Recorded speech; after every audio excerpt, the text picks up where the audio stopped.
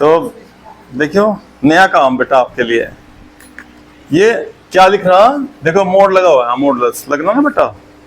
तो मोड अगर कभी डी बाई डी एक्स के अंदर भी आ जाना तो वो हम इसका डिफरेंस हम नहीं जानते बेटा, नहीं पता फॉर्मूला, ना इंटीग्रेशन पता। अब इसे मोड को हटाएंगे बस, ठीक है। अच्छा मोड का मतलब क्या हो बेटा, वैसा पता आपको मोड का मतलब? ये मोड का मीनिंग ऐसे हो बेटा, मोड एक्स हो ना तो ये एक बार प्लस एक्स ले लें, कब? जब एक्स ना 0 से बड़ा और 0 के बराबर होगा। नंबर लाइन हो ना अपनी, देखो नंबर लाइन हो यहाँ से ये इधर को 0 1 2 3 4 ऐसा, इधर -1 -2 -3 ऐसा हो जाना, इसकी वैल्यू इधर माइनस हो जाए तो प्लस हो जा। अब इधर लेंगे -x, कब लेंगे? जब x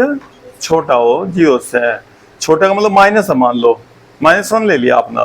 तो बाहर पहले एडवांस में एक माइनस लगा कर देखो हम ना, और यहाँ माइनस लेंगे ना तो माइनस प्लस, क्योंकि हमें पता भाई मोड की वैल्यू माइनस तो कभी आनी नहीं भाई। तो मोड हम जैसे हटाएंगे तो प्लस एक्स होगा या माइनस एक्स होगा, दो वैल्यू होंगी इसकी मोड की, ठीक है। अभी देखो बेटा, अब आपको क्या करना, ये जो आपका यहाँ क्वेश्चन लिखा हुआ बेटा, यहाँ से इसे x + 2 = क्या करना, x = कितना हो बेटा, देखो कितना अच्छा सॉलिड मेथड बना रखा हमने इसका। अब इसे हमें ना नहीं पता लग रहा कहाँ है, 0 होगा, प्लस का होगा, माइनस होगा, लेकिन अब यहाँ से पता लग जाएगा। देखो भाई ये -2 आया ना बेटा, ये कितनी लिमिट, -5 फिर इंटीग्रेशन का निशान, और ये कितनी लिमिट है ऊपर बेटा, और जो भी x की वैल्यू आई वो आपको लिमिट यहाँ चिपका देने, और इसका मोड हटा देना, x + 2 और dx बेटा, x + 2 और dx। अब हमने देखो मोड हटा दिया, अब ये नहीं पता चल रहा कहाँ ये प्लस का होगा कहाँ माइनस का होगा, क्योंकि ये देखना ना, अगर 0 से बड़ा होगा तो प्लस लेना, और 0 छोटा होगा तो माइनस लेना। अब देखो इसके लिए क्या करेंगे, बढ़िया सवाल है, बहुत ही अच्छा, अगर समझ जा तो आसान, नहीं तो बहुत भारी हो जाए फिर, है ना। अभी देखो बेटा यहाँ से ना, देखो जो आपका जो वैल्यू दी हुई बेटा, ये x की वैल्यू अपने पास -5 और -2, देखो भाई -5 बेटा, इधर क्या होगा, -4 -3 -2, ये तो होगी ना। तो इन दोनों के बीच में कोई भी वैल्यू, चाहे आप ओन में रखने कहीं भी रखना, इन दोनों के बीच का कोई भी बेटा यहां तक का देख लो आप, इसमें x + 2 में प्लस का आ रहा है माइनस का आ रहा,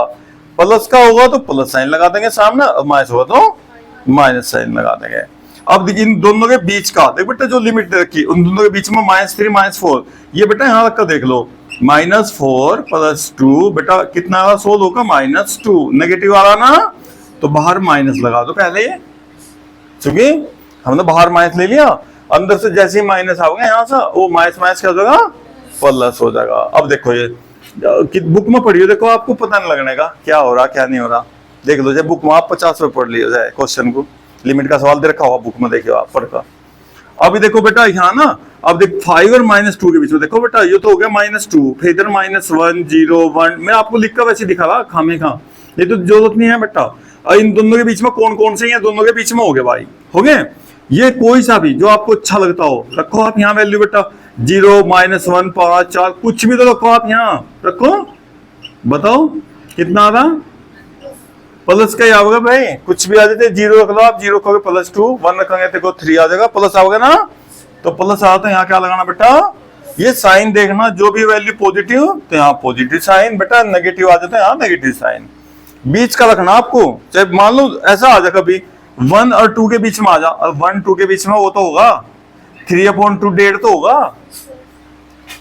भाई, 1 के 2 के बीच में 1:1/2 तो होगा भाई, तो कुछ भी रखो आप, कोई भी वैल्यू बीच की रखनी बस, कोई भी आपको उनकी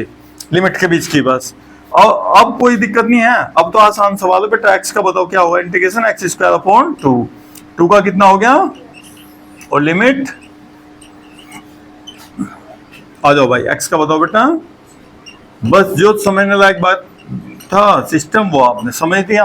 अब तो upper limit minus lower limit है ना, सिंपल। लेकिन जब आप करोगे जब पता होगा आपको सिंपल का हार्ड का, तो भाई